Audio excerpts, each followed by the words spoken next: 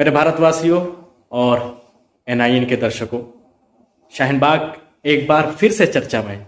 चर्चा का विषय वही, एक नया तूफान, सियासत का नया रंग, सियासत की नई सवारी बुलडोजर को लेकर के। देश भर के बहुत से शहरों में, मोहल्लों में तोड़ फोड़ और तबाही मचाने के बाद एक बार फिर से बुलडोजर शाहीन बाग पहुंचा। शाहीन बाग में भी उसका वही इरादा था जो हम इससे पहले देख चुके हैं। तोड़ फोड़, दुकानों को तोड़ना, घरों को मिसमार करना, गरीबों को बेघर करना। ये उसी स्थल पे था जहां पर 2019 में NRC और CA के खिलाफ धरने हुए थे।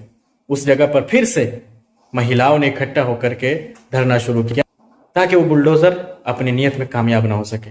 साथ साथ आप और कांग्रेस के नेता भी वहां पर पहुंचे। बहुत से लोगों का कहना है कि कोई भी ऐसा स्ट्रक्चर नहीं बना हुआ था जो कि गैर कानूनी हो, जिसको हटाने के लिए बुलडोजर का इस्तेमाल किया जाए। ये एक सिर्फ सियासत की गाड़ी थी जिसको बुलाया गया था और फिर धरना दे करके महिलाओं ने उसको नाकाम कर दिया। इन्हीं सब वजहों को लेकर शाहीन बाग चर्चा का विषय बन गया।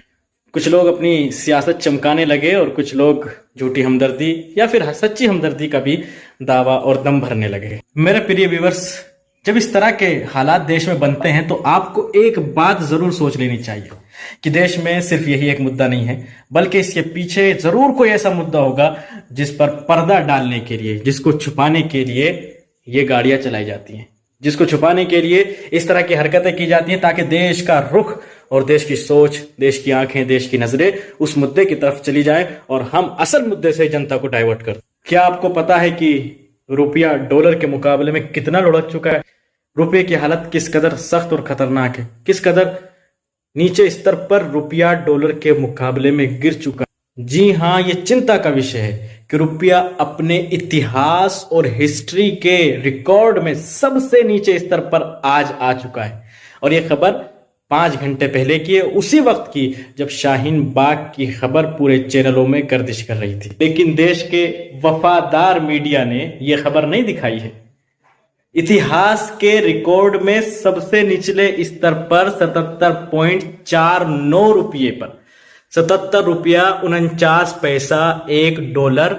तो बढ़ती महंगाई, इन्फ्लेशन रेट और डॉलर की बढ़ती हुई मजबूती, रुपये की घटती हुई वैल्यू, ये सब हमारे मेन स्ट्रीम मीडिया का मुद्दा नहीं बनते, बल्कि ऐसी ही खबरें, जो खबरें देश भर में भाईचारे के खिलाफ और भाईचारे को तोड़ने वाली हों, ऐसी खबरों को जरूर ऐसी मेन स्ट्रीम मीडिया में जगह मिलती है। तो मेरे प्रिय व्यूअर्स, ऐसे इधर उधर के मुद्दों पर ध्यान देने की जरूरत नहीं है, बल्कि जो देश के असल मुद्दे हैं, जिसकी वजह से देश की रीढ़ की हड्डी कमजोर हो रही है, देश कमजोर हो रहा है, देश की बुनियादें कमजोर हो रही हैं, उन मुद्दों की तरफ ध्यान दें। सरकार की तवज्जो उन मुद्दों की तरफ कराई जाए ताकि उसका कोई हल निकाला जा सके, ताकि गरीब अपनी भूख से ना मरे, ताकि देश के अंदर खुशहाली आए, ताकि देश खुशहाली के स्तर में अपना अच्छा परफॉर्मेंस दिखाए।